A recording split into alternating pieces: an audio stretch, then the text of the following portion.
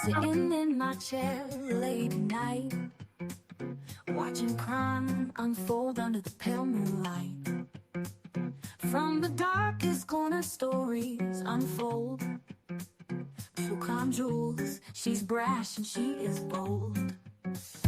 On the YouTube screen, we're digging deep into the mysteries that never sleep. From missing kids in Tennessee to angry husbands named Barry. True crime's calling, and we're taking the time. So grab a seat, don't miss a beat. This True Crime Jewels got what you need.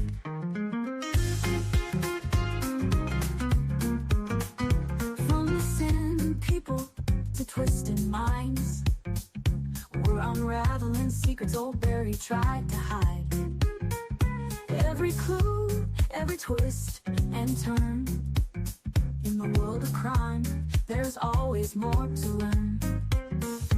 On the YouTube screen, we're digging deep into the mysteries that never sleep. From Christopher's anger to Stephen Fisher's lies. The truth is calling, and justice won't be denied. So grab a seat, don't miss a beat. True Crime Jewels on the YouTube streets. Lights are low, suspense is high. We're chasing truth, we spot every lie. Step into the darkness, hold on tight. Two flashlights out there in the dead of night. On the YouTube screen, we're digging deep. Barry Morphew's case is hot. A boy in Tennessee won't be left behind. From the coldest cases to the ones that shine, true crime's calling, and we're taking the time. So grab a seat, don't miss a beat. This True Crime Jewels got what you need. We're always watching Barry and waiting for the truth. In the world of crime, we discuss the proof. So hit that play and join the true crime journey with Jewels of Thought and her gemstone family. All right, folks. I hope you guys are doing great. I myself am wonderful. We are doing a little early morning discussion about the curious disappearance of Sebastian Rogers. So, I remembered this particular interview, this part of the interview that struck me so strange. Right as weird behavior. It doesn't mean I know what the behavior is or why they're doing it, the best that you can do is just to like brainstorm some hypotheses. But I do think it's clearly unusual. Number one, because Christopher Proudfoot, I think, is out of character. And number two, I think it's notable because Katie she almost seems kind of angry at Christopher Proudfoot. I'm going to own that. Maybe I'm misreading that, and I'm certainly willing to put that out there as a possibility. But I wanted to go ahead and look at this, though, because here's how we got here. Because I was going through and reviewing interviews.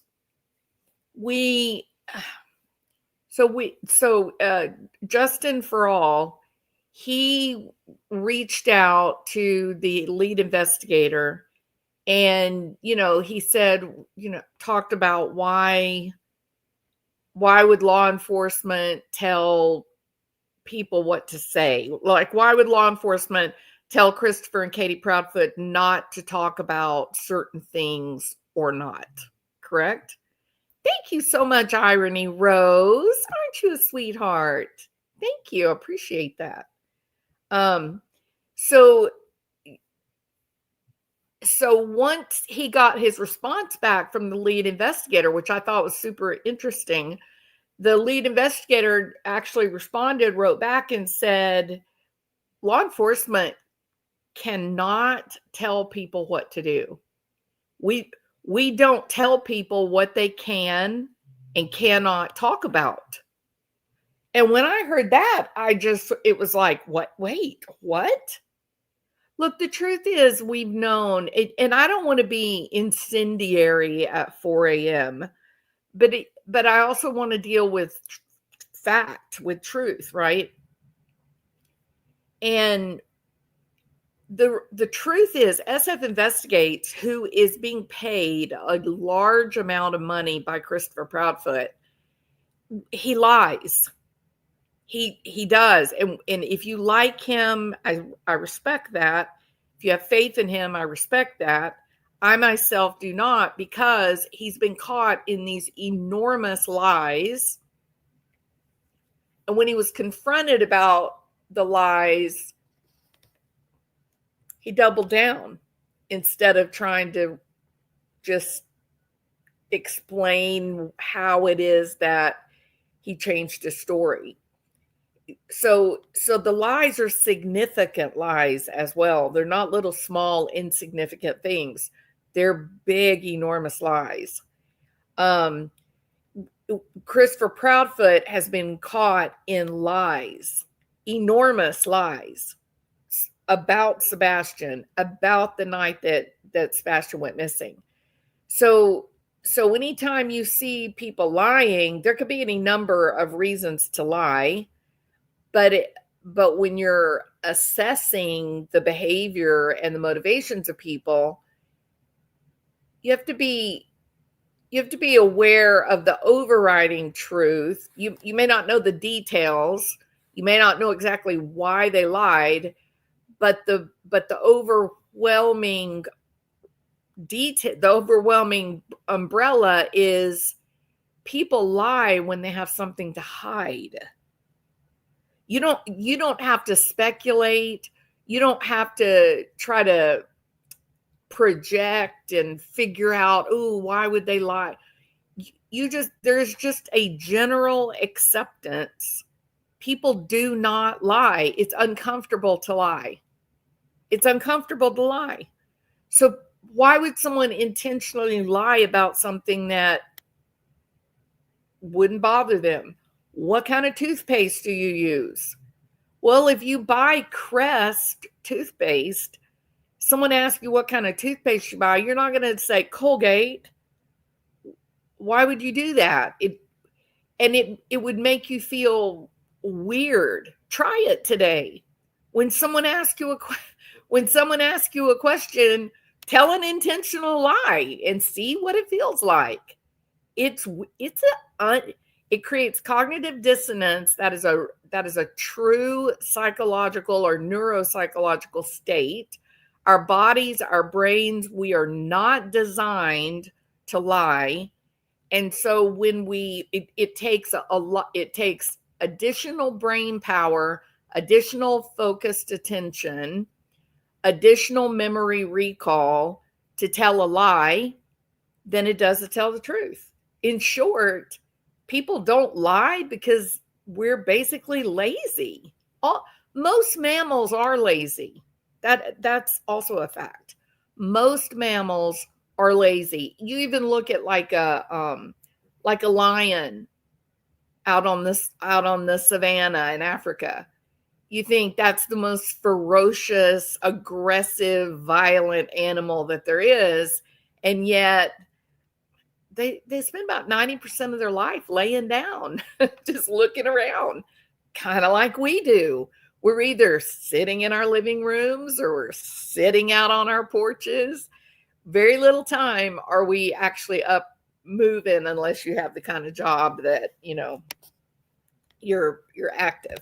So mammals are basically kind of lazy, and it is the cognitive load for trying to construct a lie is uncomfortable and off-putting.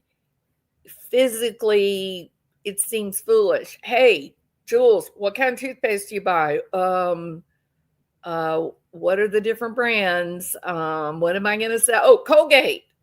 And meanwhile, back at the ranch, my brain is going, liar, you buy Crest. Why would you tell them? What are you doing? What's happening to you? Why would you say Colgate? And the brain is really upset with you for telling a lie.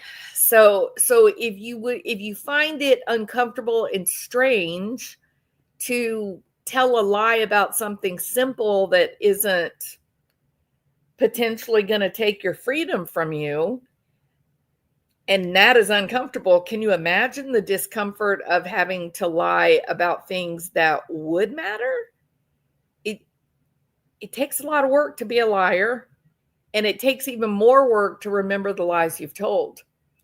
So the curiosity that I have with SF Investigates, Christopher Proudfoot, perhaps Katie Proudfoot, why are you lying? Why why are you guys lying so much that we can just roll in any of the interviews that the Proudfoots have done? You can pick out 1, 2, 3, 5 lies. Same thing with SF Investigates. Why though? People don't lie unless there's a reason. And the reason is always that they have something to hide. The question is, what are you hiding? Are you hiding embarrassment? Are you hiding shame? Or are you hiding what happened to a 15-year-old young man? That's the overwhelming concern. That's the thing that feels so odd listening to their interviews. What are you hiding? It's so clear. The majority of us see it and feel it. It's easily discernible just by the looks on their faces, right? Now, you do have this group of people, I call them the Christopher Proudfoot fan club. And they're being very weird. It seems like they hate other creators. And so they've chosen the disappearance of Sebastian Rogers as a tool that they can attack the people they dislike. But if you or they're a hired group, exactly, Tony. Yes. Or they are a hired group of people, perhaps they're family members of the Proudfeet. There does seem to be, they are being quite illogical. They do seem to have their own set of problems. Perhaps that means, again, this is hypothesizing, brainstorming. They do seem to have their own set of problems, and that may leave them more open to manipulation by others. We know that people that have a history of trauma, they're more likely to believe gaslighting and narcissistic, manipulation. So, is that what's happening?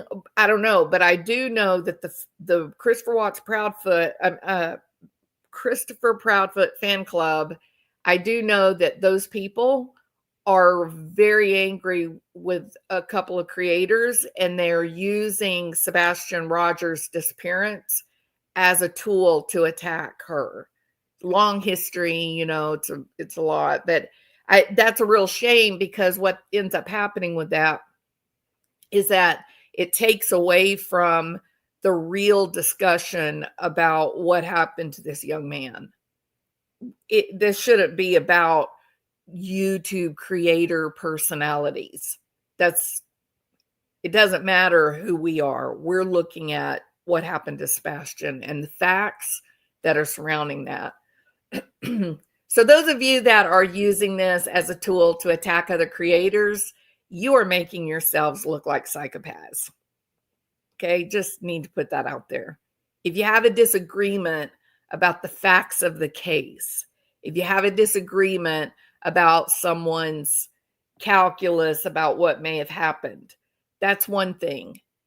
But to blatantly attack creators on a very personal level, you're demonstrating yourself to be psychopathic, not caring about this family, not caring about this kid that may be out there someone where it needs to be found, so stop with the personal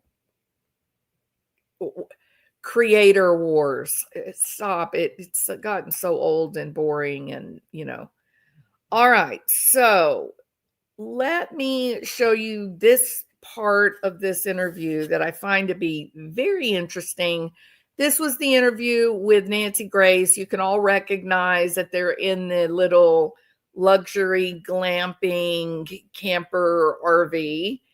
And, I think that Katie's body language is very curious. I find her body language, she pretty much stays in this position throughout this interview, maybe a little bit of movement, but any movement is turning away from Christopher Proudfoot.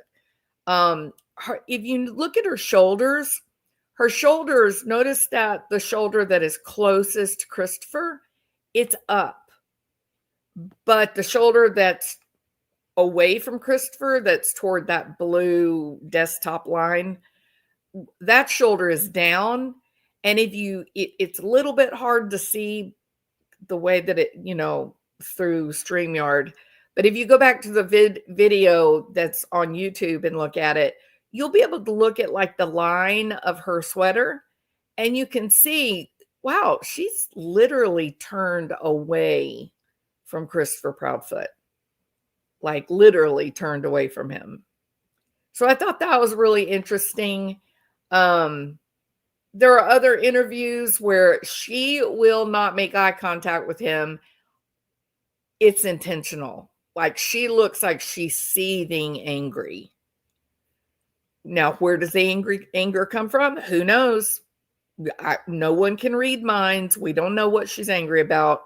But I do think there's pretty good nonverbals that would suggest that she's very angry with Christopher Proudfoot about something.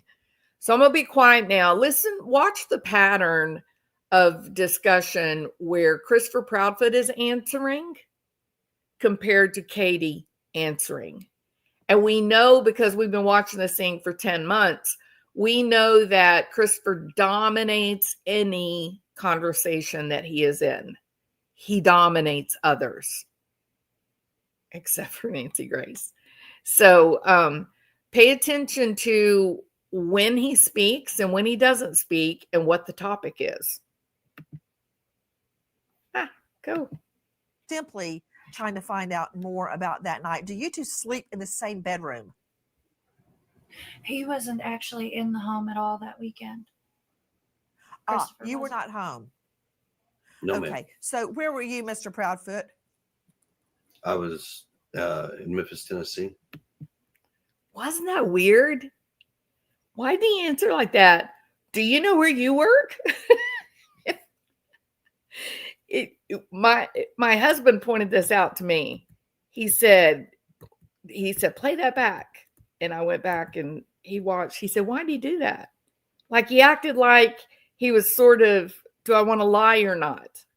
Why would you do that? There's this moment of, okay, so you're going to say that you were in Memphis, Tennessee, that you were working. We all knew where he worked. We knew that he was doing construction at St. Jude's. It's almost like he looked like he was about to, like maybe he thought, I got to be careful here. Maybe I wasn't there at night. It's pretty strange. You went to bed around midnight. Is that correct? It is. And to you, Mr. Proudfoot, Chris Proudfoot, did you also go to bed at midnight or before or after? No, ma'am. We went to bed around the same time as we were on the phone together. And his eyes, why are his eyes closed through that entire answer? I mean, the Chase Hughes on the behavior panel, Chase Hughes will tell you that's a lie. to somewhere, I believe you said BJ's, where he had a quote colossal popcorn. Then you Yes, came ma'am. home that night, and around 9 p.m., you tell Sebastian to go to bed. He says, okay, and goes to his room. Is that correct? Yes, ma'am. That night, I understand from previous statements you've made that you went to bed around midnight. Is that correct? It is.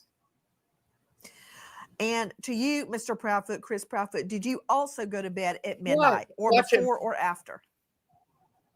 No, ma'am. We went to bed around the same time because we were on the phone together. Watch his eyes. And was not home. please excuse any of my questions. I'm simply trying to find out more about that night. Do you two sleep in the same bedroom? He wasn't actually in the home at all that weekend. Christopher You were wasn't. not home. No, Okay. ma'am. So where were you, Mr. Proudfoot? I was in Memphis, Tennessee. Why did he do How that? far away is that? 3 hours and 37 minutes from doorstep to doorstep. And what were you doing in Memphis? Working. Where do you work? I'm currently working, or was working, at the St. Jude Children's Hospital construction project. Yes, I'm very familiar with St. Jude's. You said you were working there. Are you no longer working there? Right now, that's up in the air. Well, you've been gone ever since Sebastian went missing. So I understand. When you are home, do you two sleep in the same bedroom? Yes, ma'am. Yes, ma'am. Okay. Call me crazy. Was this a real misogynistic moment? Like, what do you guys think? Was that weird? Why in the world? He's kind of meek, right? Which is really not characteristic for this guy at all. He's kind of meek. Katie is definitely being allowed to speak more often. But I thought it was so odd that when she said you guys sleep in the same bed, he all of a sudden he puffs his chest out. Yes, ma'am. That's my woman. I got to be able to do it whenever I'm ready to do it. It was such a weird change in demeanor. It was so rapid, and I thought, is that what we're seeing? Is it? Oh, I know. Be real. I'm with you.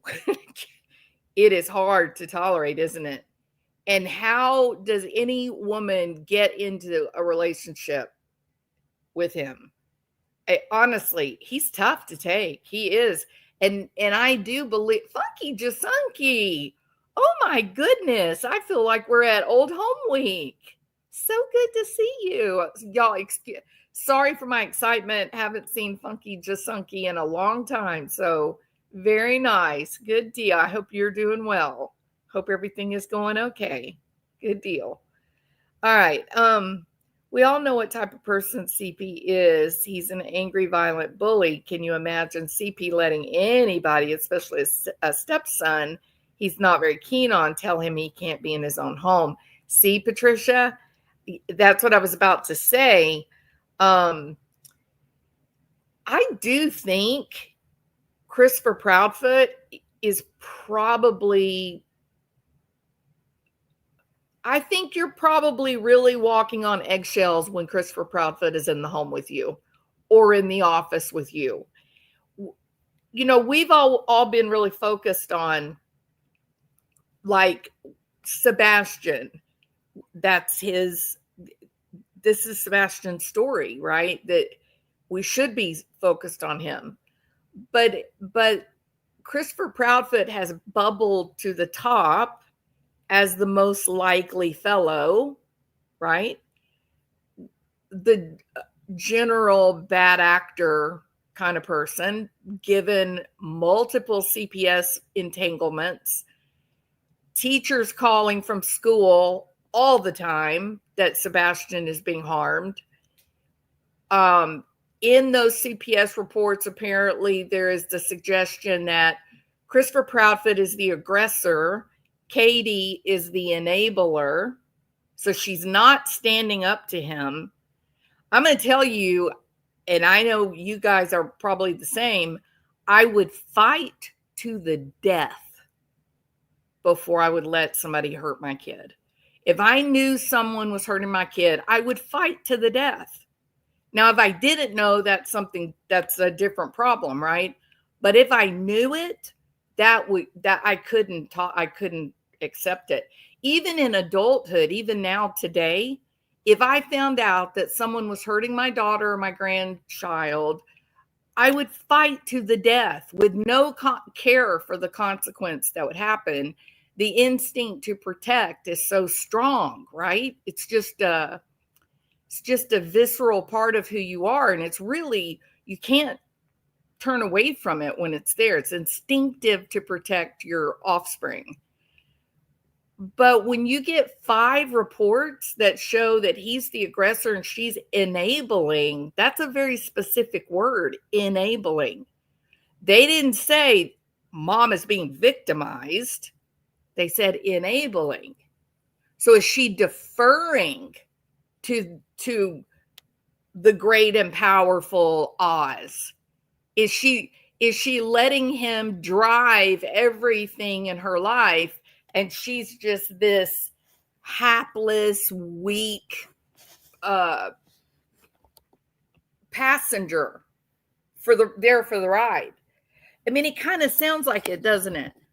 How many of you would stay on the telephone for hours, literally hours, and you would just stay there? I mean, how are you reading? Here's a point. How are you reading, studying for school, dozing off, and staying on the phone with your husband? Like, how are you why would you do that? In a 10-year marriage? Why would you do that? Unless Christopher Proudfoot is protecting what is his. I got to make sure old Katie is at home and not out gallivanting around with some man. I got to make sure that I've got control of her. So I will tell her when to get up. I will tell her what to do while she's awake, and I will tell her what time she can go to bed. Is that what's happening?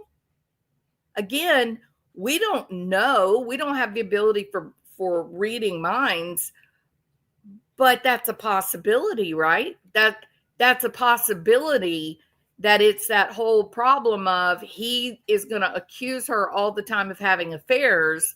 And so to control her from having an affair, he keeps her on the damn phone all night.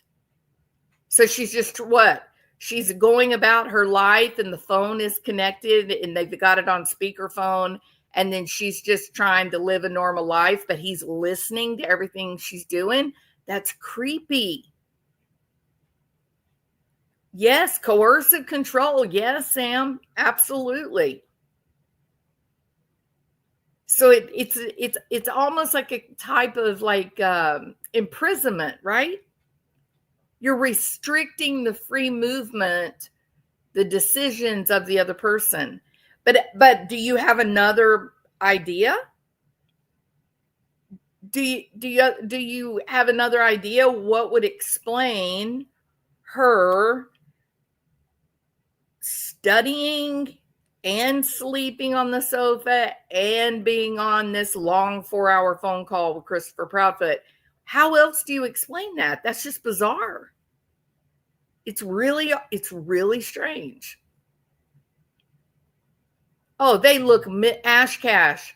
They are in misery. Absolutely agree with you. They look completely miserable.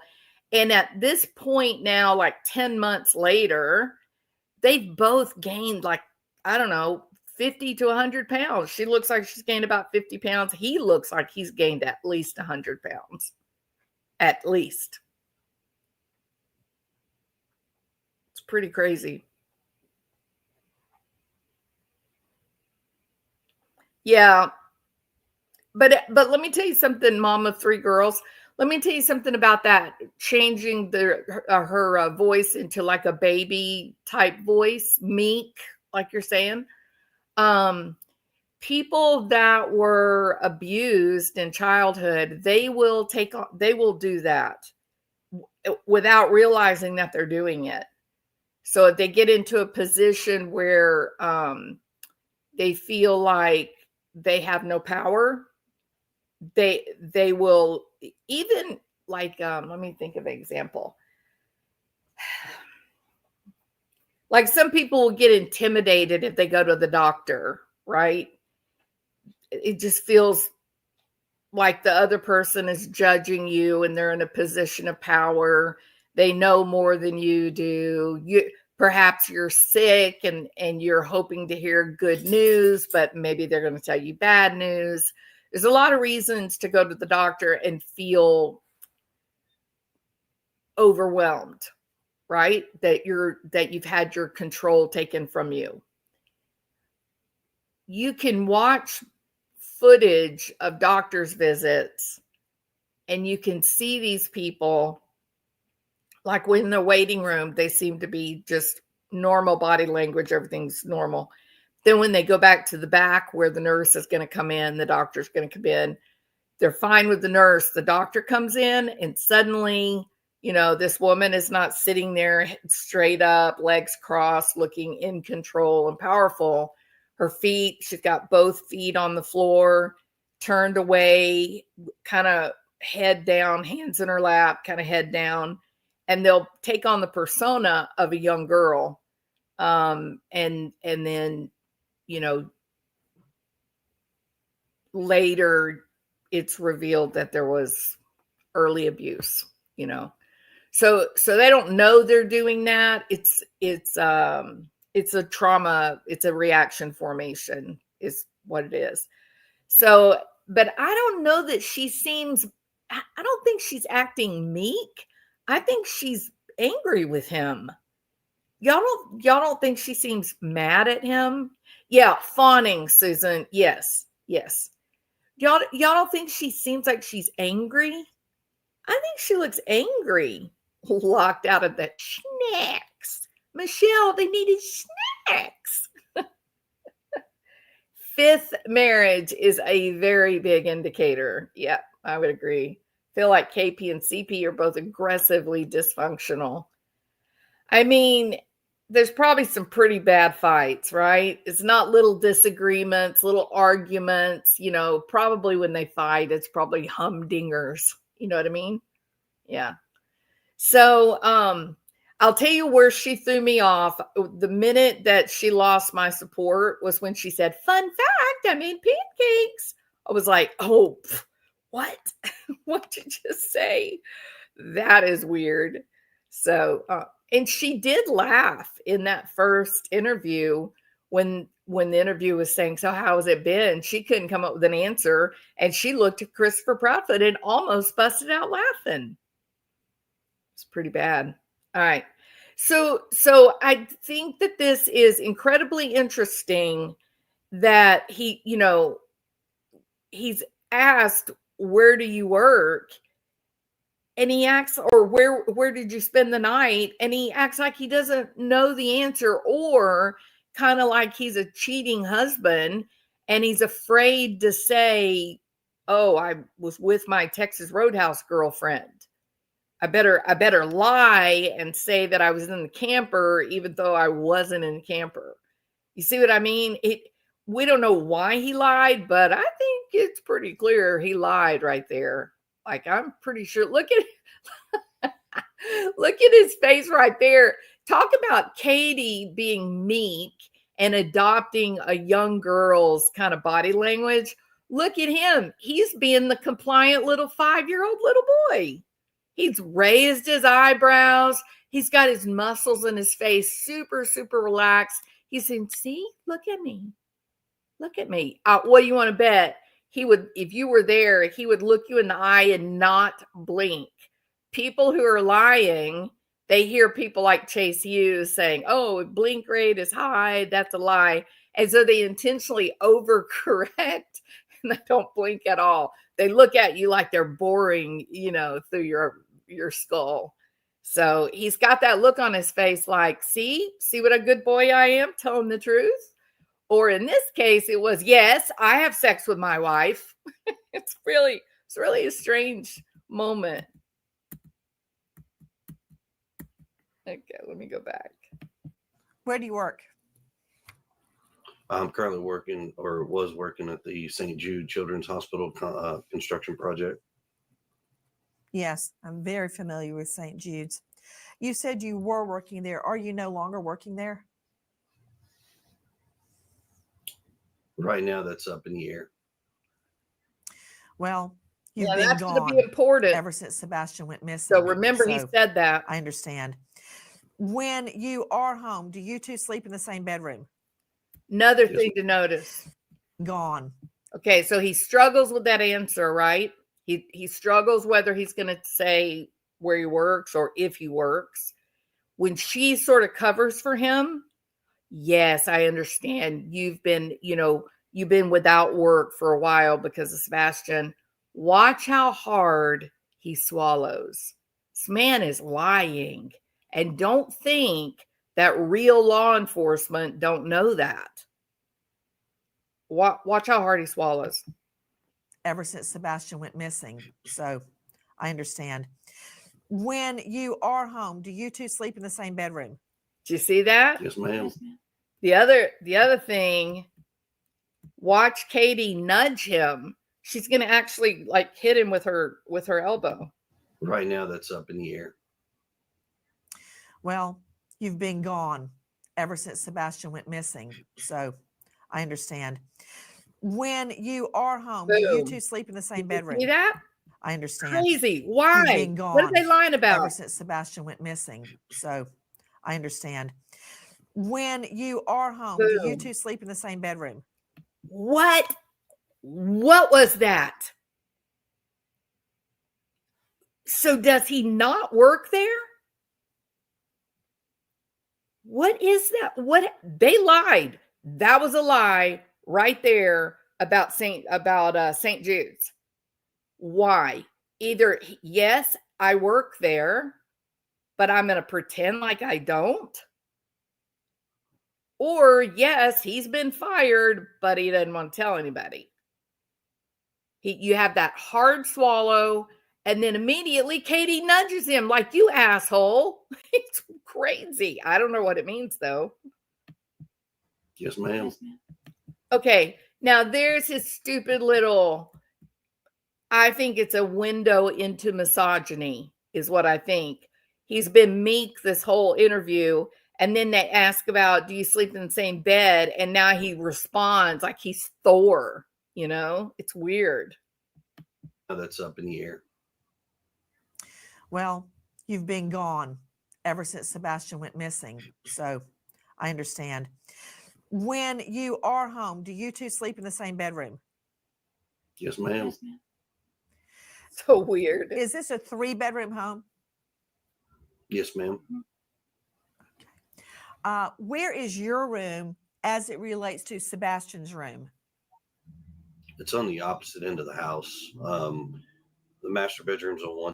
You notice that he interrupts her to answer. He's going to be the primary. He's going to be the one in control of this thing. So he takes over and this is going to be important in a minute. He just takes over and he just answers. The other thing I want to point out that I don't know, maybe behavior panel. No, I don't think they did, but I want to point something out here that may be really subtle, but it's very, very accurate. Notice how he's really out of character from what we had been seeing his behavior before this interview. He had been very, very rude and aggressive and even obnoxious in some of the interviews, right? Why is he now suddenly, yes, ma'am, yes, ma'am, yes, ma'am, yes, ma'am?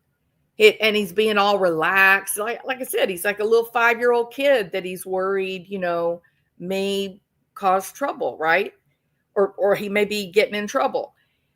Well, this is an indication just how much he embraces power and control. So if he believes that he's the most powerful person in the room, you're going to get jerk Christopher Proudfoot, because he's at like a, he's like a big old puffed up peacock. He's got his chest out. He's holding his arms out like his armpits are sore, saying, oh, look at me. I'm the biggest man in the room. I'm the toughest guy. I'm the smartest guy. And he is being faced with a person that is clearly out of way over his league of play. And he is at a severe disadvantage in his own mind. Now, Nancy doesn't care. Nancy Grace is just doing her job. She's not sitting there thinking, I'm a much more powerful influencer person than Christopher Proudfoot. That's not even in her mind at all. She's just trying to get information. But because he is heavily focused on power and coercive control, using violence or shame and humiliation to get what he wants, he's anticipating that he is being faced with someone who could hurt him. To him, respect is about fear. So you are seeing, he's like a little puppy showing his belly, right? You get a little puppy who's with other puppies, and they'll growl and they'll fight and they'll bite, and they'll be really aggressive. But what happens when a big dog walks into the arena? They lay down or roll over and show their stomach, saying, please don't hurt me. I'm going to be compliant. I'm going to be do whatever you want me to do. Just don't bite me. So this is another sign. It's subtle, but this is another sign that we're probably looking at a man who is aggressive and violent. Except when he's confronted with someone like Nancy Grace. Then he has a little piddle on the floor that you have to clean up. Isn't that right, Katie? One side, and the other two bedrooms are on the other side of the house. Okay, so your master bedroom is on one side of the house and Sebastian's room is on the other side of the house. Is that correct? Yes, ma'am. Okay. Now, you have a third bedroom that I believe you keep for your other daughter. Is that correct? Yes, ma'am. Is that Faith? Is your other daughter named Faith? Yes, ma'am. Okay.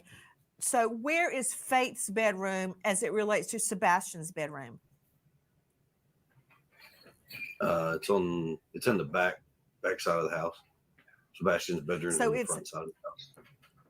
Okay. So his bedroom is away from Faith's bedroom and away from your master bedroom. Is that correct? Yes, ma'am.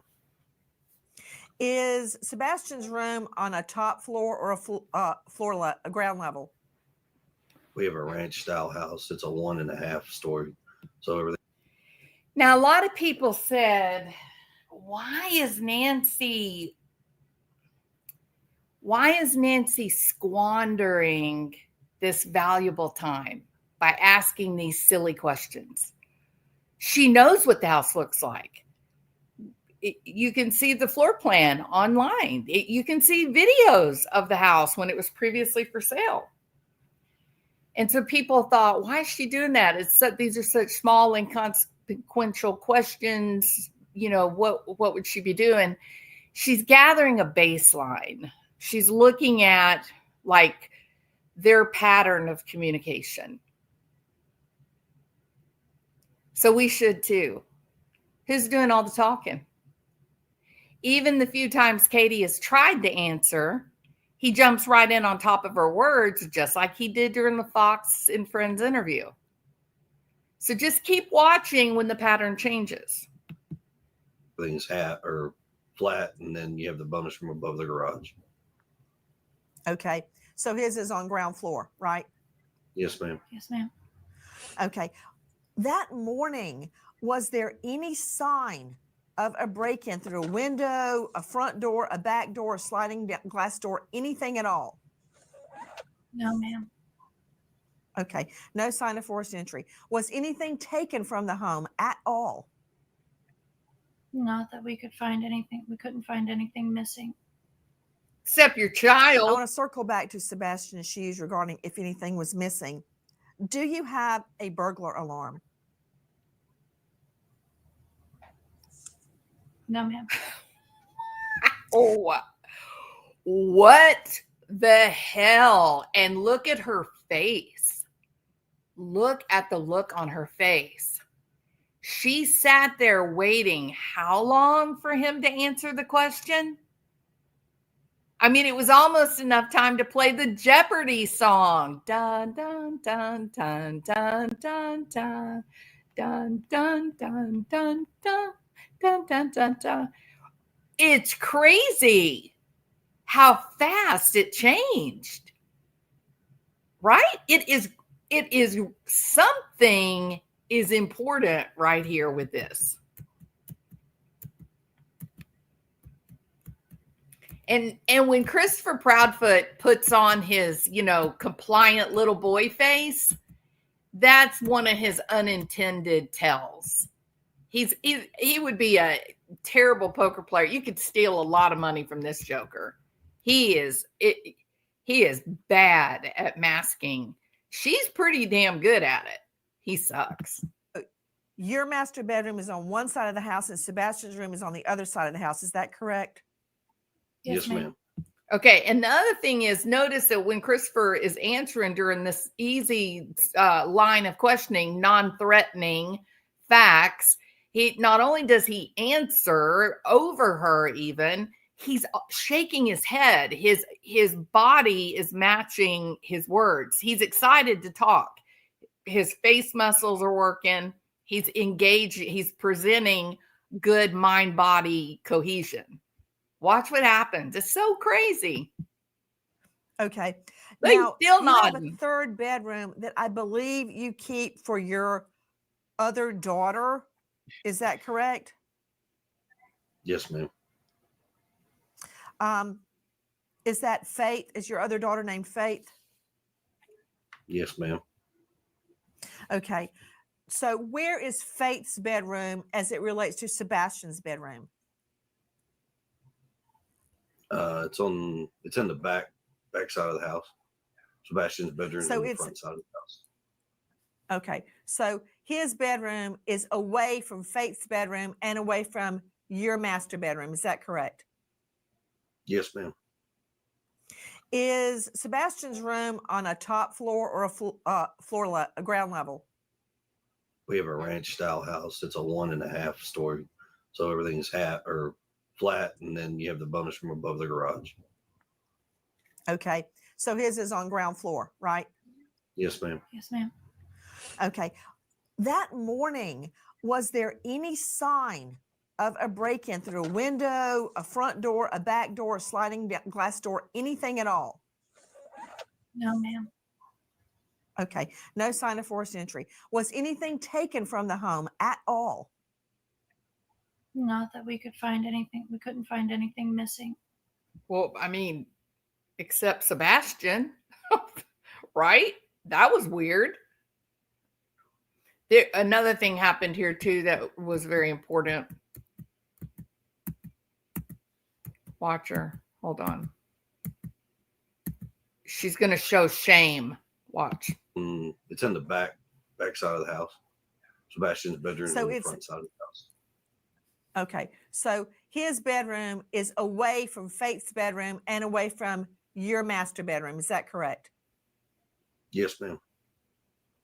Is Sebastian's room on a top floor or a ground level? We have a ranch style house. It's a 1.5 story. So everything's flat, and then you have the bonus room above the garage. Okay. So his is on ground floor, right? Yes, ma'am. Yes, ma'am. Okay. That morning, was Watch her. there any sign of a break-in through a window, a front door, a back door, a sliding glass door, anything at all? No, ma'am. Okay. No sign. a forced entry. Was anything taken? There you go, right there. There's a moment here that there's shame.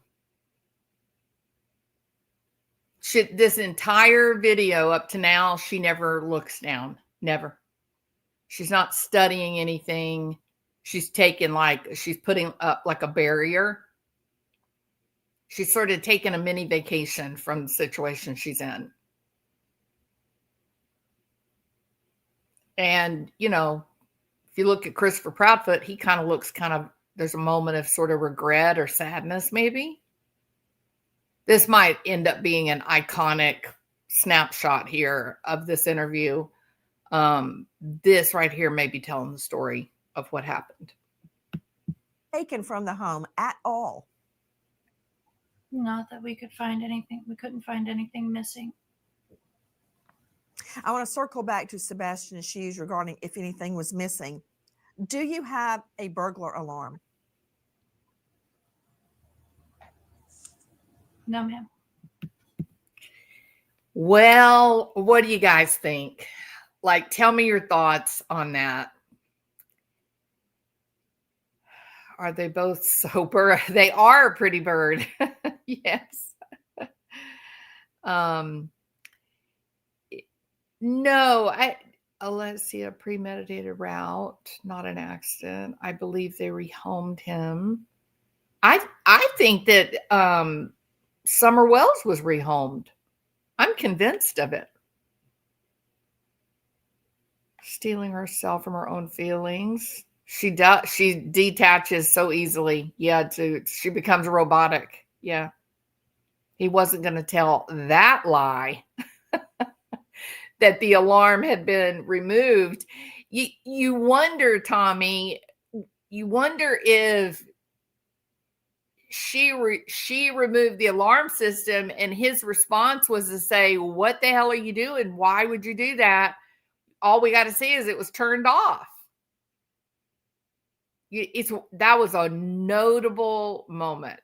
It feels much different looking at it now, almost 2 years later, knowing what we know than it did then. And it looked pretty bad even then. Yeah. Yeah. Tommy, the fact she works for Brinks, she's not just newly working for Brinks. When she was in the Navy, this was the kind of work that she did. So that's how she learned to do it. She's installing systems in banks, in large companies, like the big systems that really, really matter, not our little ones that we have at our houses, right? So it's such nonsense to believe, you're in a $750,000 house. Those houses get targeted for robbery because the thieves say, hey, they must be money people. They must have expensive things in that house. They probably have cash in that house. And it's just not likely that they don't have a security system. It's just not likely. So there's something very critical right here in this moment. And again, okay, Funky, it was good to see you. Thank you so much for popping in. I hope you have a great day. All right. So there was something very strange. Something very strange about this moment. And I do think there's no doubt Christopher Proudfoot absolutely did not want to be the one to answer that question. And those of you that feel like Christopher Proudfoot is the one who did the dirty deed, maybe not. Now, did he clean things up? Yeah, I think yes, 100%. But I'm not sure he's the one that did it. And I do vacillate. I do go back and forth and think, yeah, he probably got angry and said, nobody's going to keep me from my house. And how dare you? And there was a scuffle and it was just a terrible accident, right? I can see that possibility, especially with explosive anger problems. But this right here, this makes me look at it differently. it's almost like he's going, yeah, I'm not going to have to, you're not going to get me wrapped into a murder rap. I'm not going to tell a bald-faced lie that'll be easily proven. All they got to do is just subpoena the alarm systems in the area and see when the last time these guys had an account. That's all they've got to do. There was something really, really interesting in this moment. I mean, maybe if there's a trial one day, if there's a trial one day, we'll know what it was, but I think you can't ignore it. Christopher Proudfoot has been jumping all over her words, even on Fox and Friends. We've seen him in other interviews. He's aggressive. He's antagonistic. He's angry. There's a history of violence, documented violence.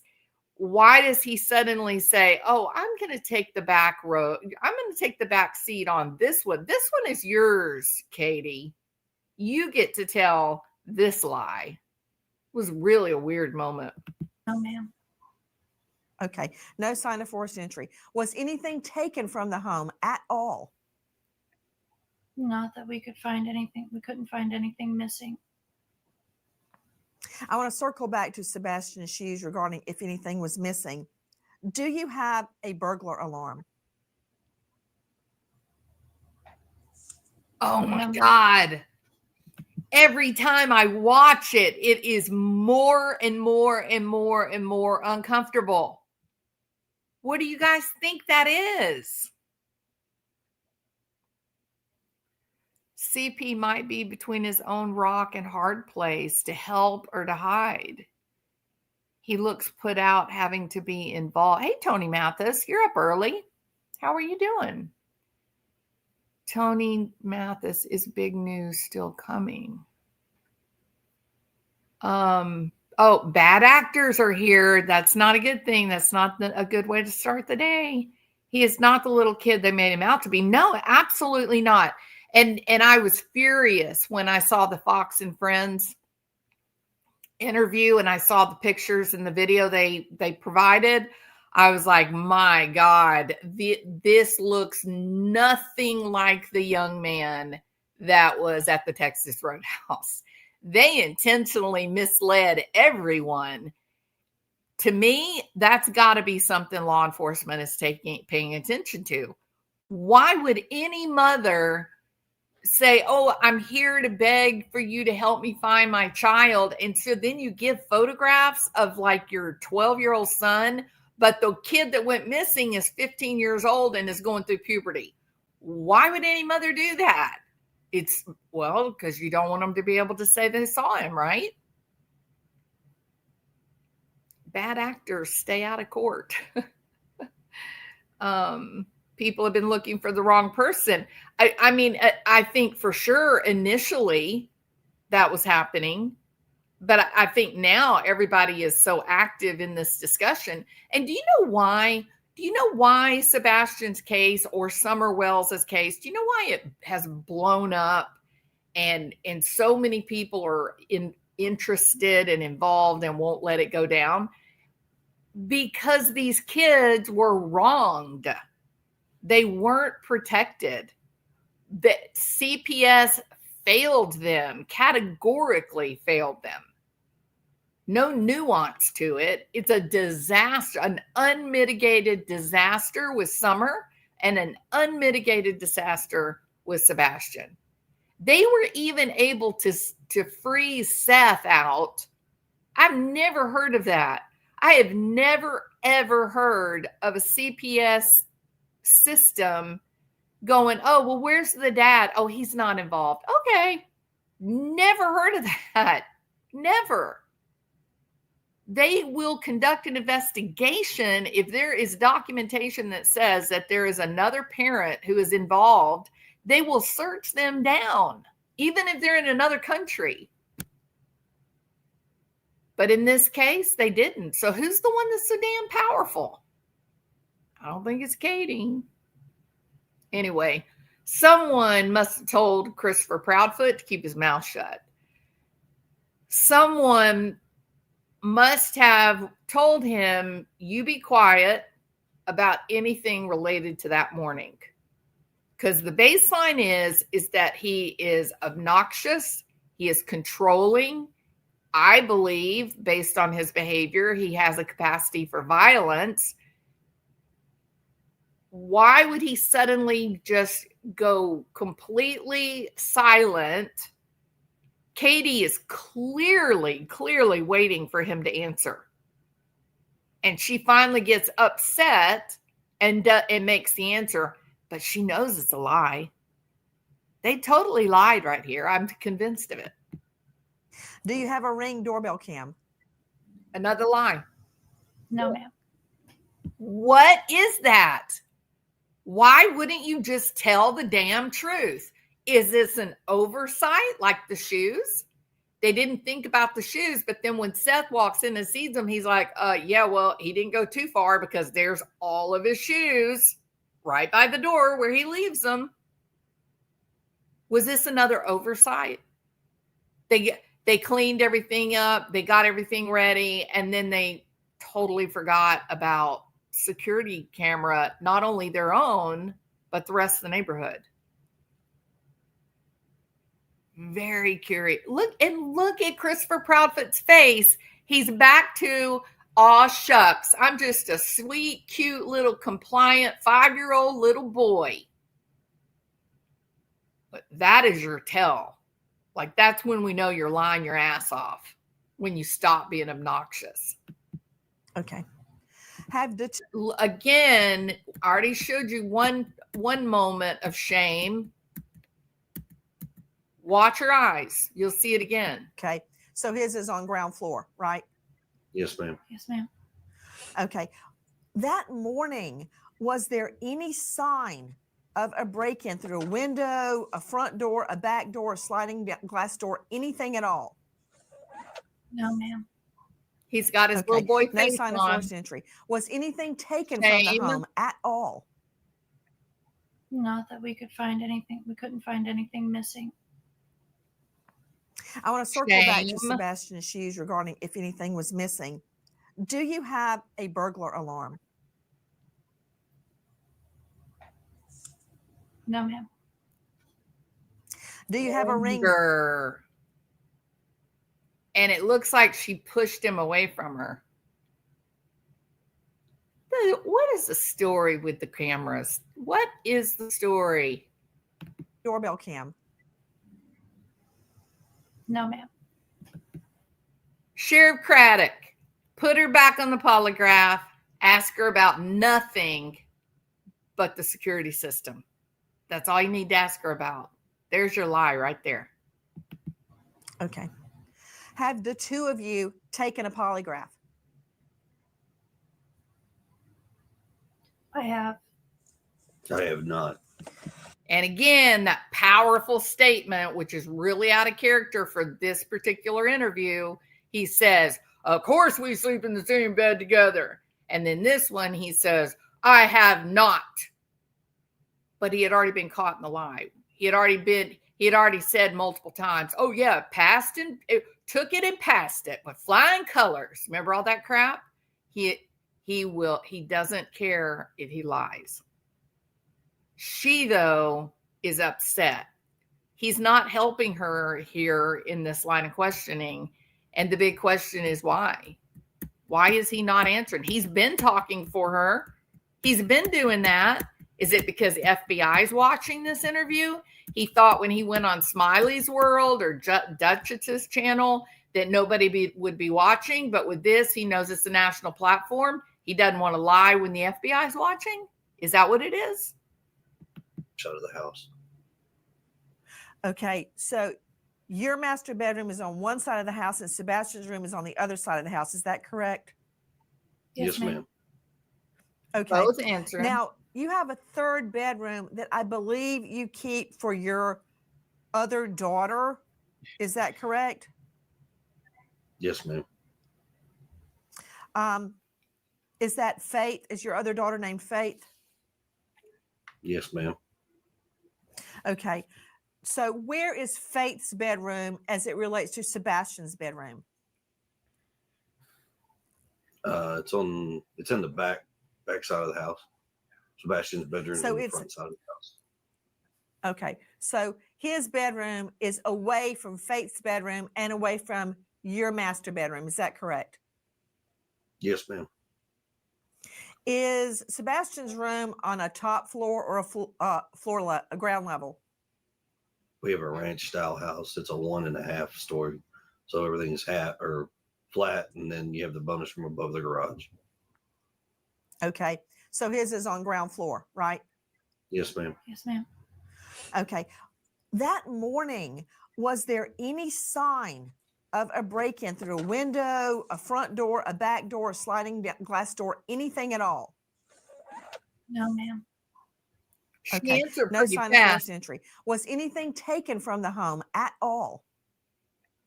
Not that we could find anything. We couldn't find anything missing. I want to circle back to Sebastian's shoes regarding if anything was missing. Do you have a burglar alarm? No, ma'am. Wow, that is Do crazy. you have a Ring doorbell cam? No, ma'am. Okay. Have the two of you taken a polygraph? I have. Isn't that amazing? It's so amazing. And I heard that she's taken about 3 polygraphs. So did she fail 2 of them and finally passed on the 3rd? Are they simply asking different types of questions during each of the polygraphs? I don't know. I have not. Would you be willing to? I've offered and volunteered on many occasions to take a polygraph, and I was told directly by law enforcement because of my whereabouts, I did not need one.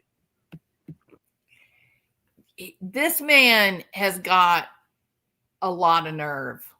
You know what I mean? I said previously that the fact that he will lie and involve law enforcement in his lies, that worries me, because he shouldn't do that. He should be afraid that law enforcement is watching. He should be worried that law enforcement is watching him and him not want to involve them if he's going to tell a lie and mislead, right? Unless he's friends. Unless one of the law enforcement people is telling him what to say or do so that they can basically construct a cover up.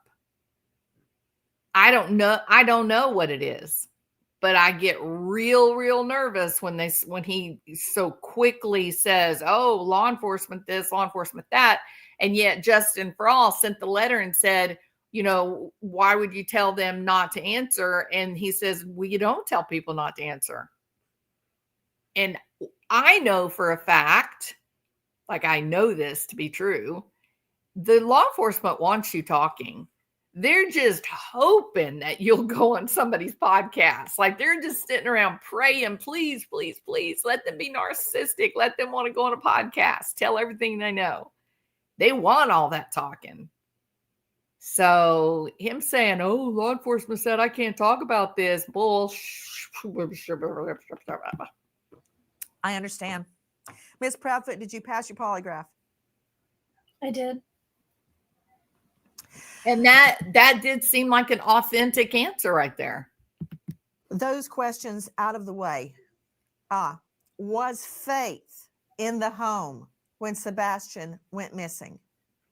No, ma'am. Now they're back to both answering, head movement, answering quickly. So what in the hell was going on about the security systems and the Ring doorbell? What do y'all think? They dismantled it. Why?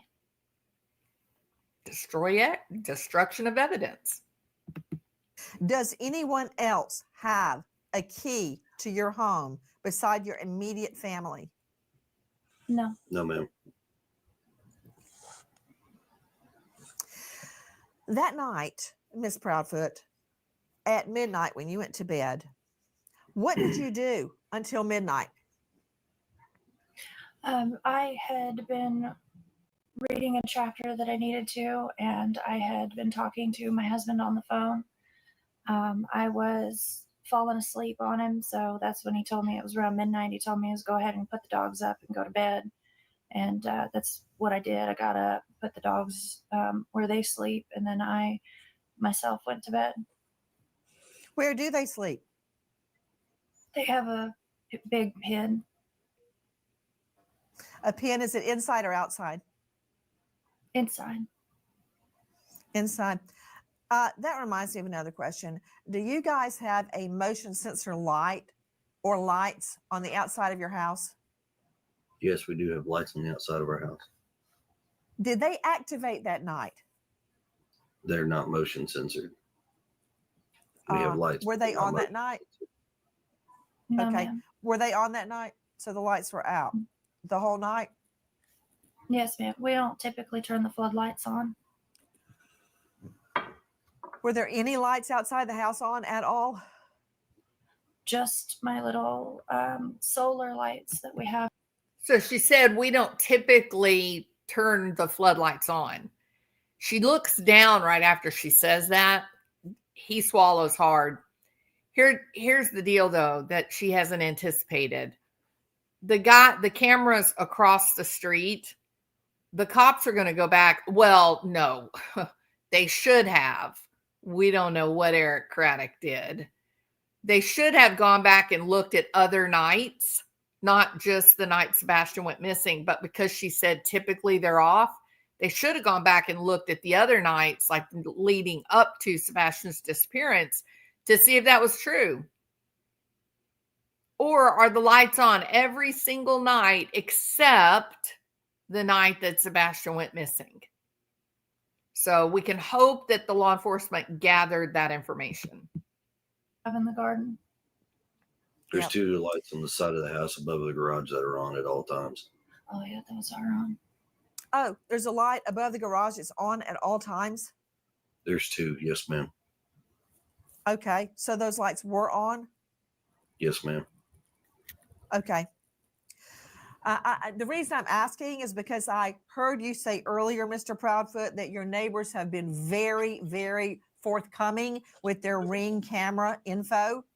And I was Yes, ma'am. trying to determine if any lights were on, what, if anything, they may have caught. But I understand from your previous interviews that nothing of any evidentiary value was caught. And also, in another statement you gave, I understand that the video of the 2 flashlights, and I'm saying that with air quotes, that's not exactly what that was at all. We now don't Nancy, believe that 2 flashlights were you're observed wrong, around your home. Nancy. Is We that know correct? exactly what they are and where they Yes. walk Very from. correct. They came from the Proudfoot Okay. house. Question regarding your vehicles. Ms. Proudfoot, what make and model do you drive? I drive a Infinity SUV. Year? 2017. And sir, what do you drive? I drive a diesel truck, Chevrolet. Year? I don't remember off the top of my head. I think it's a 2021, I think. So your Infinity SUV was parked in the garage or outside the garage that night, Ms. Proudfoot? In the garage. In the garage. And Mr. Proudfoot, your vehicle was on location in Memphis. Is that correct? Correct. Okay. So there's only one car at the home. Is that right?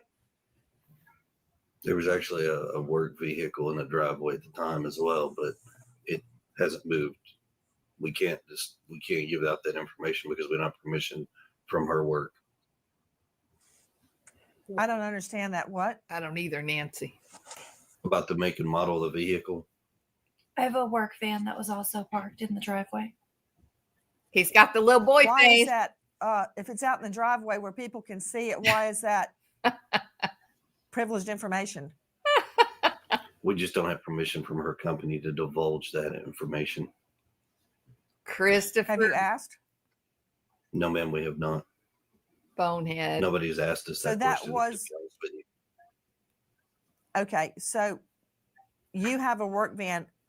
Question to you, Miss Proudfoot, what do you do for a living? I am an installation technician. Oh, what kind of installation, Katie? Look at her. That night. Boy, when she gets uncomfortable, she gets like aggressive looking, right?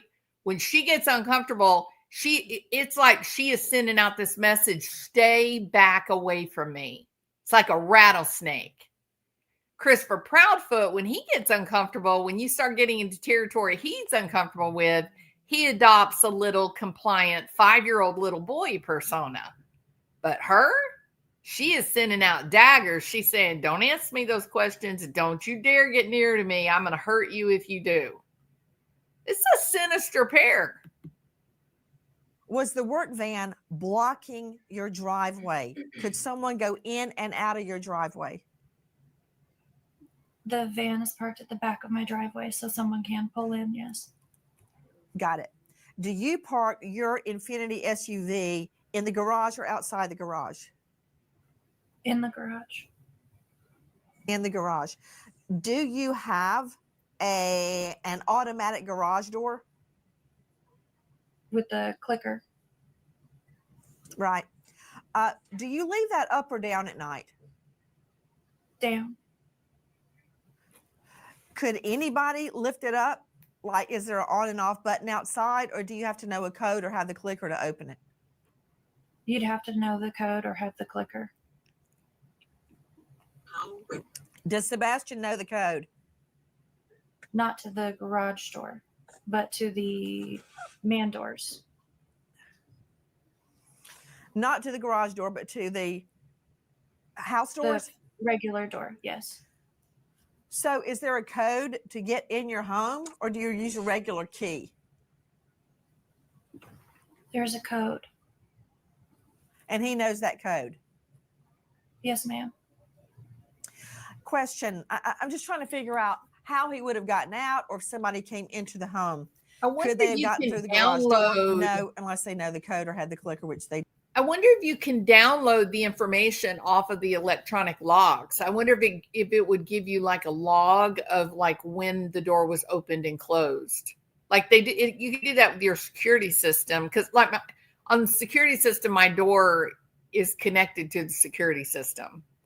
But this is just one of those little, putting the number in on the lock itself. I wonder if there's some hard drive in it that would. It's got to have some. I don't know. I shouldn't. I know somebody I can ask though. They did not. Do you lock your doors at night? Yes, ma'am. Could he have left on his own through those doors? He could, yes, ma'am. But I heard in another interview where Mr. Proudfoot said he was not a, quote, wanderer. He didn't wander around. He had never left the home before on his own. Is that right? Correct. We haven't had issues with him running or taking off in the past. Okay, let me Now, ask you a couple of questions. Since this interview, that information has been changed. Tony says, yes, you can. All right. Very cool. That could be really valuable, right? Since the time of this interview, it would seem that Katie and Christopher have changed their minds about whether Sebastian would run away. Now they say that he's leaving the home and hiding around the neighborhood, that he was hiding underneath the car of a neighbor. Weird, right? Like either they're lying one of two ways. They're either lying that he's not a runner, or they're lying that he's a hider. So which is it? Like it can't be both. So I think that's interesting. A woman who has an autistic child that has a husband who is out of town most of the time and doesn't have cameras. Give me a break. Works for a security system, please. And Mary, her job in the Navy, she learned about those electronic and communication systems. So yes, very weird. And she's an expert in it. She's, doing the big systems like in the offices and banks and stuff. So it's weird. The whole communication pattern around the issues related to the security cameras, bring her in, put her on a polygraph, and ask her only about the security system. Only. Because like I said, you may not know why someone's telling a lie. You may not know the details, but if they're lying, they're hiding something. So it was very strange to be, why would you be so noticeably shook about something as simple as, do you have a Ring doorbell? It's something odd there. Would Seth not know if his son was a runner or hides? Just asking. Yeah, I don't think Seth. I mean, Tony is in here. You could ask Tony. I don't think that Seth worries that Sebastian is a runner. He left Sebastian at home while he went to work. And can I say this, please? How many 15, 16-year-old boys stay at home while dad or mom go to work? So need to kind of back off from how irresponsible Seth was. No, okay. Autism does not mean intellectual deficit. Okay. You can have high functioning autism where the person's IQ is average or higher, and the disruption is in communication, right?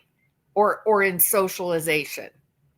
So if he follows the rules, if he's compliant to Seth's rules, and Seth has never had a history of him running or bolting, then why wouldn't a 15-year-old boy stay at home by himself? So I think we need to be a little more rational about that. They lawyered up, so no more communications with law. Do we know for a fact that they lawyered up? Seth said he is not a runner, and so did KP. Yeah, no, I know that, Castle, but now they've changed that. Not Seth, but Christopher Proudfoot and Katie. They've now changed that, and now they're saying, oh, yeah, he did hide. He would go, SF Investigates said this. SF Investigates, if you're going to take on these cases, you probably damn well ought to know the history of your client, because you really screwed that one up. He said that Sebastian was hiding, that he was leaving, and he was going in search of small spaces. SF Investigates, be quiet. That you don't know what you're talking about. That all you're doing is you're repeating psychobabble of what you think somebody on the spectrum is. That these two have already acknowledged Sebastian didn't run, he didn't elope, he didn't hide, but now conveniently y'all want him to do those things? That ship has sailed, buddy. You missed that one. Oh, for sure, Castle. He has been caught in so many lies. I know a child who has an IQ of 165 and is socially quite awkward. 100%, Joseph. There's actually university programs throughout the United States that are designed specifically for kids like Sebastian that have a normal IQ or even a very, very high IQ, like genius level, but they have a level of autism that makes it very difficult for them to maneuver and navigate the social strata with any kind of competence. And so rather than let those people's brilliant intellect be wasted, we set up modifications for them, like having a worker meet the person as they get off the bus and then walk with them to their classes. They actually even sit in the classroom with the student, and it makes the student feel grounded and safe. and then they stay with them all day long until it's time for them to get on the bus and go back to their house or wherever they're living. And so we're able to get people educated that are going to be make a real contribution to society. But because they have autism, they shouldn't be, institutionalized. They're smart. They can work. It's just difficult for them to communicate and navigate, social norms and such. Had a guy once, not a patient, someone I knew through the university. Had a guy that he was on the spectrum, but brilliant, genius level brilliant. And there was a big problem. He was in engineering. He had a double electrical and civil engineering. And one of the calculus teachers was going to fail him. Now, this kid was in a whole different ball game, all of his own in terms of intellect. And so we had a partnership between the Department of Psychology and the engineering. And so when all this big brouhaha broke out, I was like, they can't fail him. He's protected by federal law. What's happening? And so to make a long story short, the professor was demanding that he write down that he show the work for his mathematical computations, right? But he couldn't do that. He did it. His brain just magically did it. He couldn't tell you how he knew how to do it. It just did it. And when he would try to translate it onto paper, he would get confused in the process, and he would mess up and get, messed up. And so because of that, the professor was convinced that he was cheating somehow. And the department head, me, another person, we were like, no, this is consistent with his particular type of specialty. And so he's what we call twice exceptional. And so we tried to, get this college professor to understand, no, he knows what he's doing. He is doing the right work. He's not cheating, but it's a whole different process to then take those calculations and translate them to the hand, to the muscles in the hand, so you can write on a piece of paper. And it's that breakdown in the muscle movement that is causing him to get confused in his calculations. And so what we ended up doing to prove what we were saying is that we went with this kid. It was only he and two other people, and then the professor and maybe the department head, maybe for engineering. And they wrote their questions in the room. And then once they wrote their questions, they would hand it to him.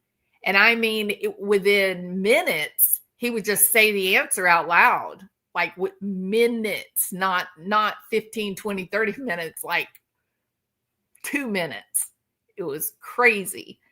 And, the engineers, the engineering professors were in amazement. Like you could see it all over their faces. They were like, how's he doing this? And we were like, we don't know. Like we don't know how they do it, but his brain is not like ours.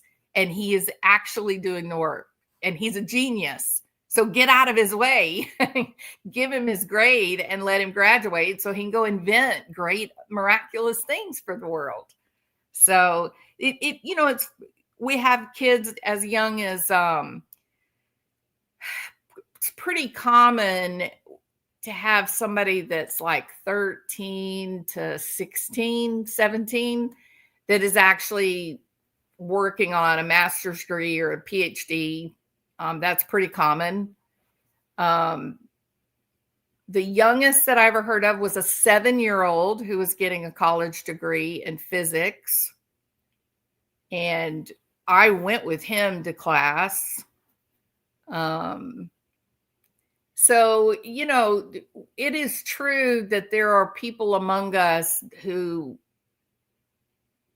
they're not neurotypical, but it doesn't mean they're disabled. Their brain processes information differently than we do, but in some ways far, far more sophisticated than we do. And maybe they're not interested in people. Maybe they're not interested in, be in the life of the party and be a Mr. Popular, but certainly they're dramatically intelligent and they can have a huge benefit for society if we can get out of the way of expecting them to be, popular and personable and outgoing. No, people don't have to be that. People just need to know what their strengths are and do the best they can and find enjoyment in their lives. My son was 4 years old and asked me about Einstein's theory of relativity and how much oil was in titanium steel. There you go, crime time. So, and crime time.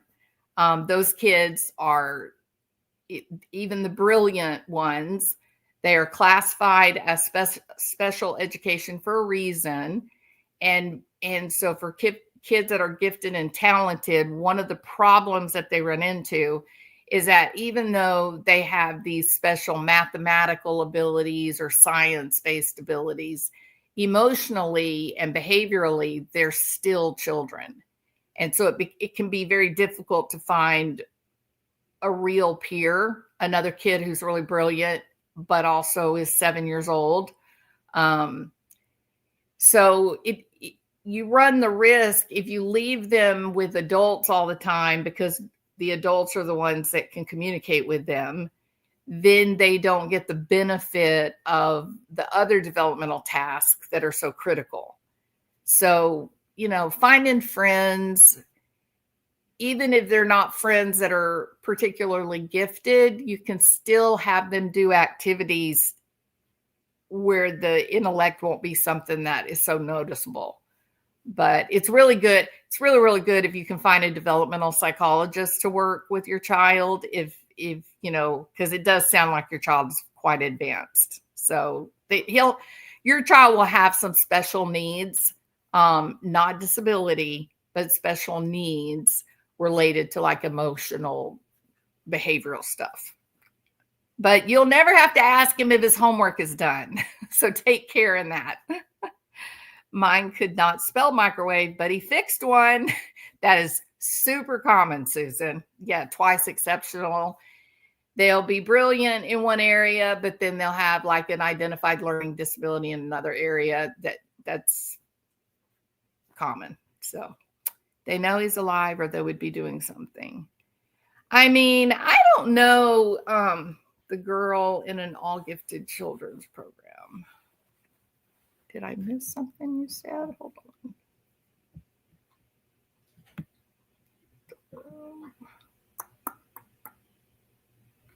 Grab your snacks. Alessia said, I don't think this case will end up being what people believe that it is. Mrs. Kravitz said, my autistic grandson took apart my entire router one day. He always makes his own toys too. It's so funny. My son can do a sequence up to 25 times. Wow. He can remember the sequence of 25 videos to find that is so amazing, Rosebud.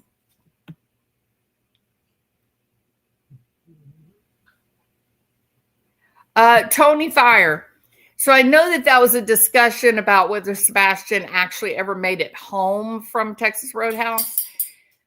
It appears that Katie, I forgot now, was it 3? I think it was 3 weeks after Sebastian went missing, she had to turn in her car's dash cam. And on the dash cam, they did record Sebastian's voice arriving home. So I think that question has been answered. I think he's at home, or that he did actually arrive home. The work van was curious. Someone carried him out of that house. Yes. Yeah. Okay. So Tony Mathis is saying he did make it home.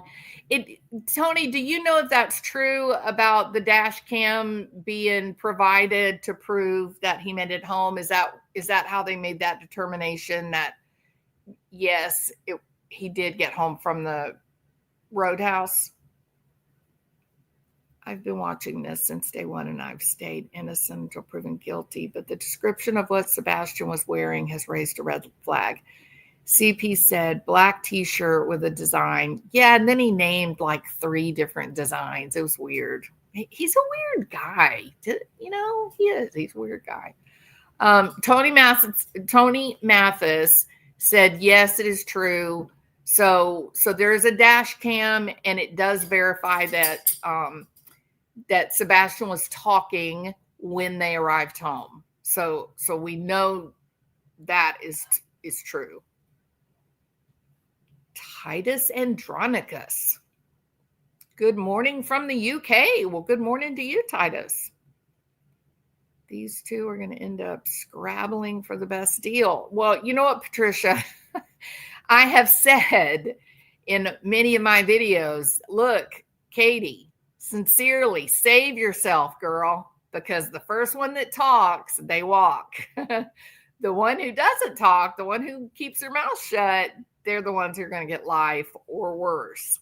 So, I don't know, Katie, if I were you, I'd be singing like a bird, man. I would be telling everything I knew. They are too intelligent and they get bored with everyday schoolwork. Oh, yeah. Yeah. But the kinds of kids that I'm talking about, they're different from day one. Like the weirdest, talking about cognitive dissonance.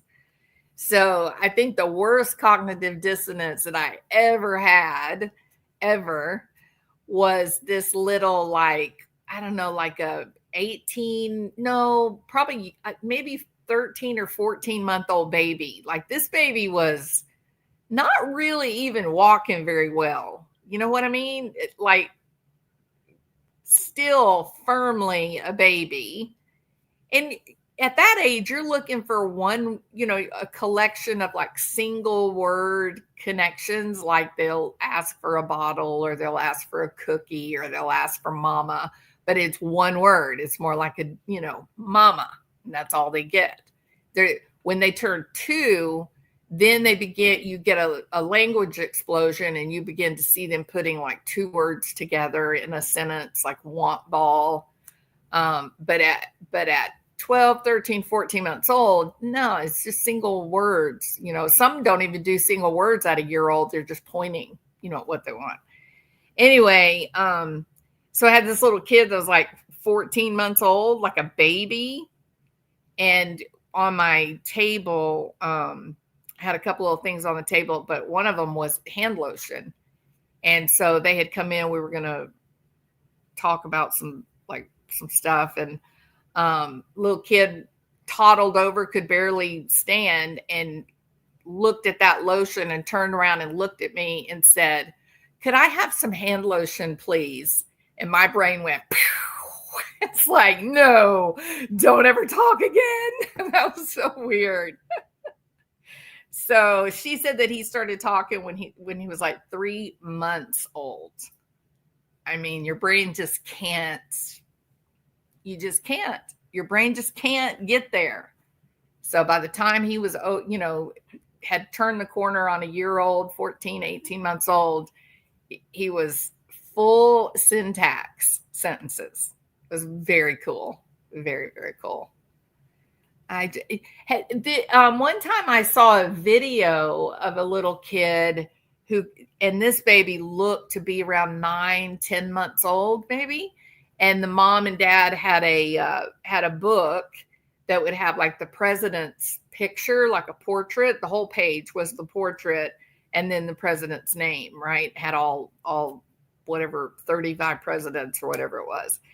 And I mean, now we have more than that, but at the time. And you just open the book to whatever page, and this little 9-10-month-old baby would look at it and say the name of the president.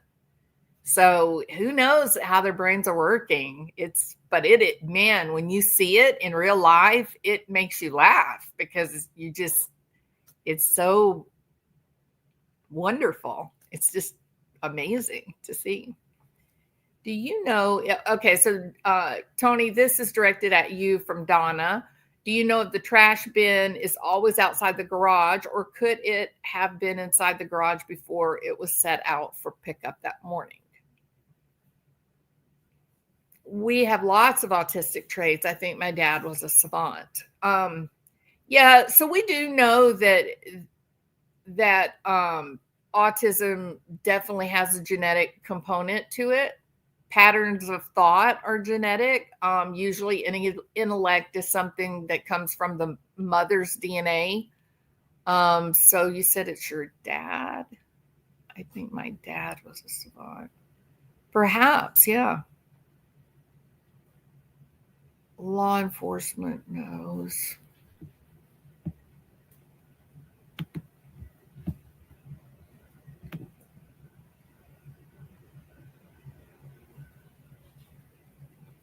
Do you know if the trash bin is always outside the garage, or could it have been inside the garage before it was set out for pickup that morning?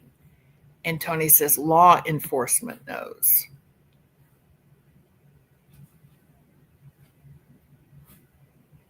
I don't know if I agree with that, Alessia. Alessia says after a year, the odds are not great that this gets solved. I don't know that I believe that. There's lots of cases that they don't make an arrest for a year, 2 years, 3 years. I mean, look at Rex Uriman. The man has got dozens of bodies. How many years did it take to catch him? I don't know if the police are not bright or if the police are just,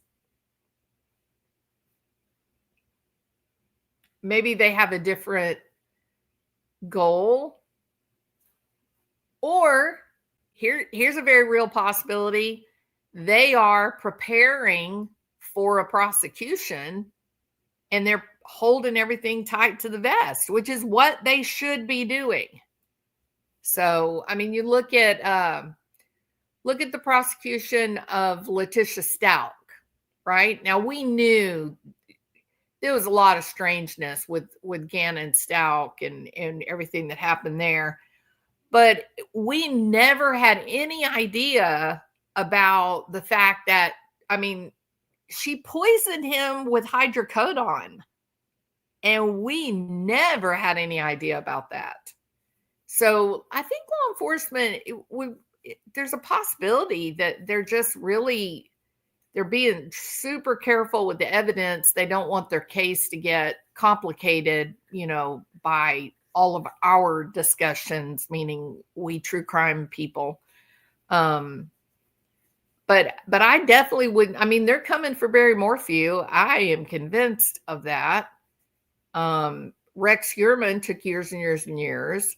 I mean, there's plenty of evidence. Not everybody is caught immediately right after it happens. It takes years. What about that other kid, Joe Clyde? Joe Clyde's another one, that you know what happened. Everybody knows what happened, but the cops have to put a case together. Oh, no question, Christine. I have zero. Yes, they're watching everything they're doing. My son was diagnosed nonverbal spectrum until he was 3.5 when he spoke his first full sentence to explain that his brother was in trouble. He just didn't feel like talking. There you go, Keister. Absolutely.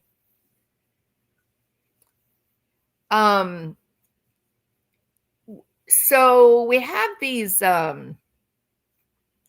robots that we use with kids that are nonverbal or partially verbal, and because they're not intimidated by the robot because it's mechanical, right?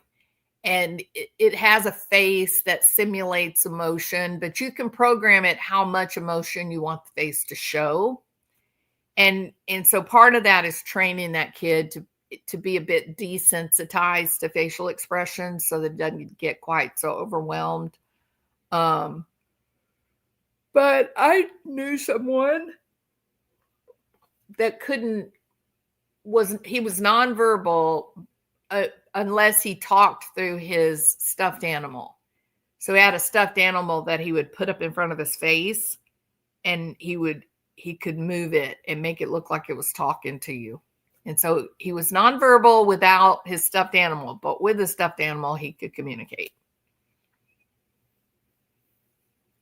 I still can't believe the KP provided those old pictures. So Tony Mathis, there's another question for you. The photograph problem. What's the explanation for providing photographs of Sebastian looking so young? Why didn't they give, especially for the Amber Alert and the missing poster, why didn't they give current contemporary photographs? And I know that Seth came back later and did put out age appropriate photographs, right? But so how did Katie justify what they did I'm talking about with the photographs? Do you know it? Well, probably not. No.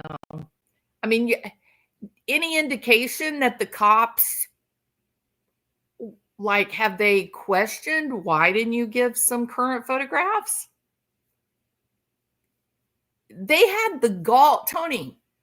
Go to the Fox and Friends interview. Look at the video and the photographs that they used for national television. Seth will be horrified. It's unbelievable what they used. Like, there's no rhyme, no reason.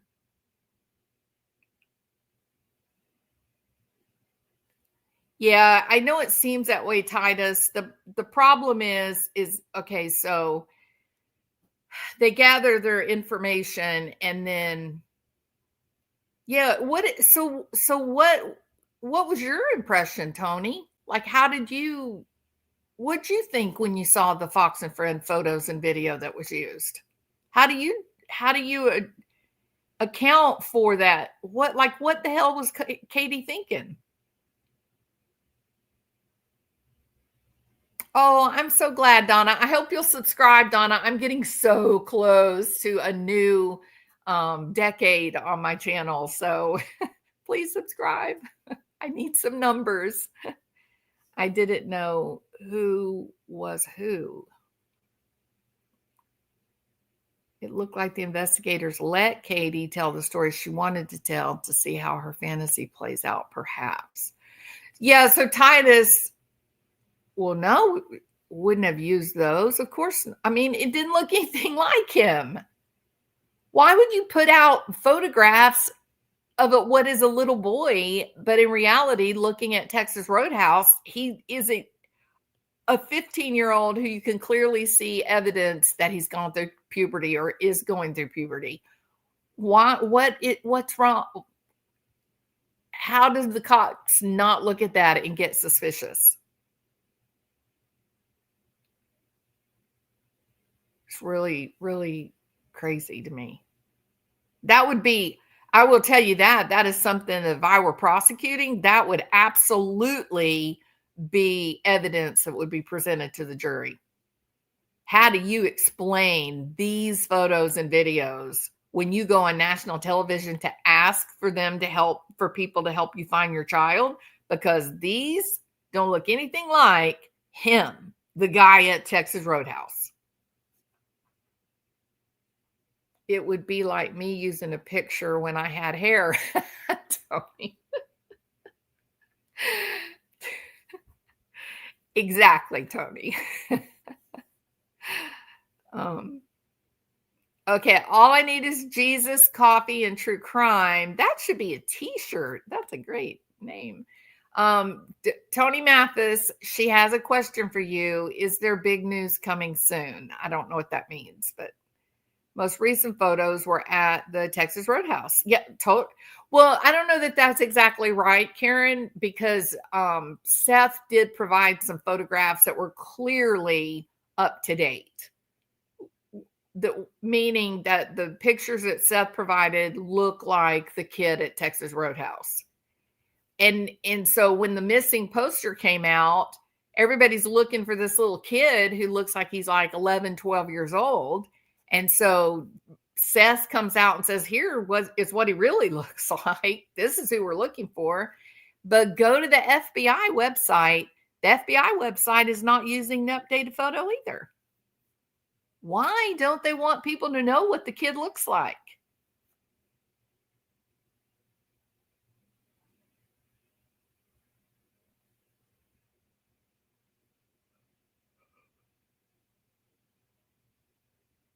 I remember the day that, oh, here's someone else from England. We got a lot of people from England here this morning.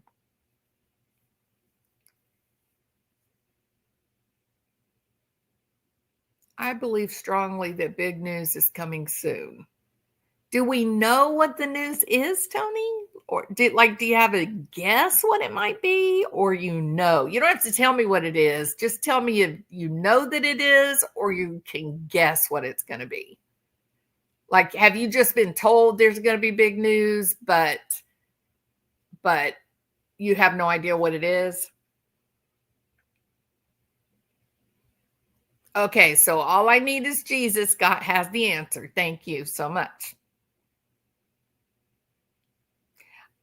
Bong rips Benny. I don't know who the bigger liar is. I don't know if Christopher is the bigger liar or if his private investigator, SF Investigates, is the bigger liar. That man has told huge lies.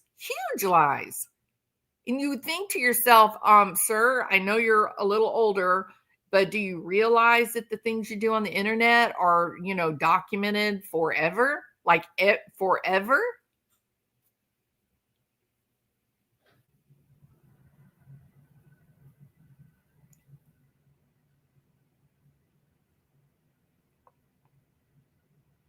Agatha Christie had a big influence on English people.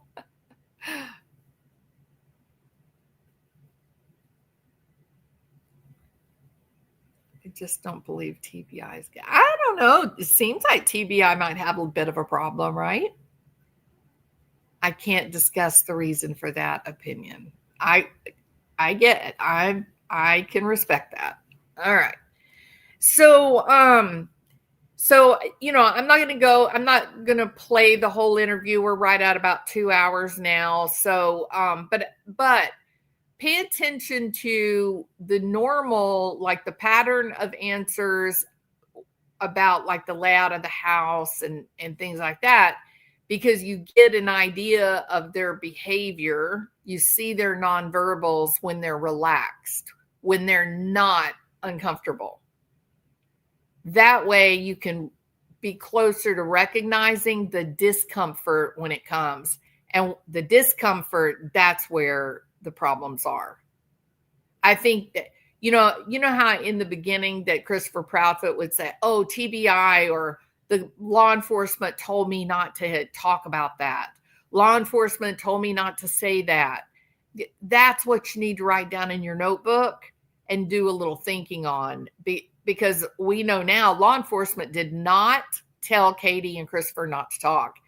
Law enforcement wants them to talk as much as is humanly possible. So the bigger question is, why did Christopher Proudfoot feel so secure and safe in saying on a very public platform, oh, I can't, law enforcement is my excuse? That is very strange to me. Maybe he was drunk. Maybe he didn't realize the reach of these podcasts. I don't know what he was thinking, but I think it's really, really notable that he would involve law enforcement in his lies. I think that's really notable.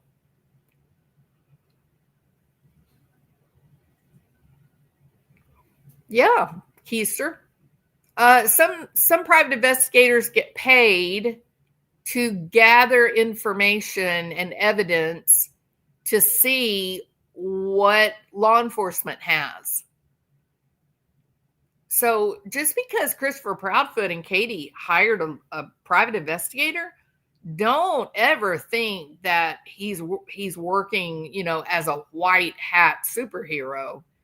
He may just be a bad dude. He may just be finding the evidence and then disrupting, undermining confidence in that evidence. He may be collecting evidence so he can go and tell Katie and Chris what they have against them. Probably going to grand jury first week in February.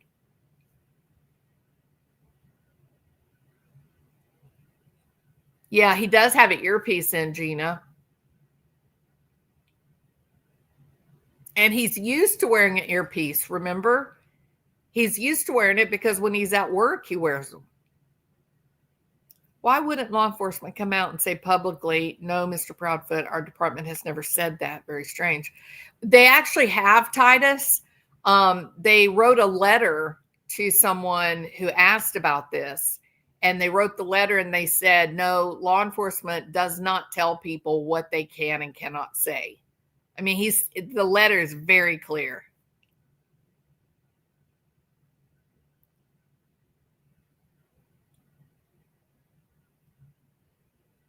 Yeah, 4 days a month, 1 day a week. Yep, that's right. It's terrible. But they're including the district attorney in those meetings, and that is very telling. The district attorney doesn't meet because he thinks that you're innocent. That is not why the district attorney gets involved. So if it's true that the district attorney is going to these meetings, they're preparing for a case. In my opinion, I don't know that, but it's my thoughts.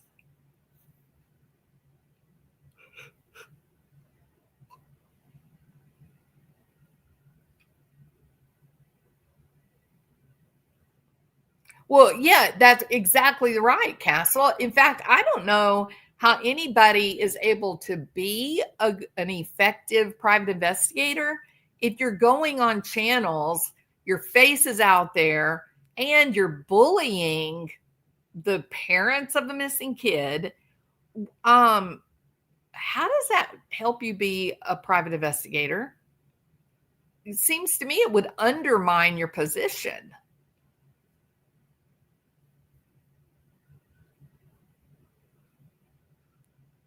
All right, people, I got to get ready for work. I got a long day today. Yeah, I'd heard some indications that perhaps the DA is friendly, but we'll see. Yeah, the SF is a huge distraction. I would agree with that. The district attorney is friends with Proudfoot's mother. Well, hey, there's one way out of this. Blame it all on Katie. That's the trick here. If the Proudfeet are in with law enforcement or local government, then the only way they have to say it to themselves is to put it all on Katie.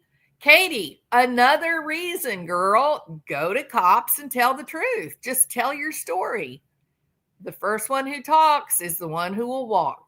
And Mama Boom Boom and old Chrissy Wissy, they're not going to be by your side when the reality comes down. So you better get there today. Put your makeup on, brush your hair, brush your teeth, hop in your pretty little car, and go up to the sheriff's department and say, I want to tell everything. Because Mama Boom Boom is not going to have your back, girl. I'm telling you, I know her type. All right, folks, I got to go to work. Y'all have a wonderful day. Thank you so much for being here. Please, please, please hit the thumbs up. That will help me. And if you have not already subscribed, I hope that you will, because I am getting so close to rolling over to a new decade or a new century. See you later. Bye.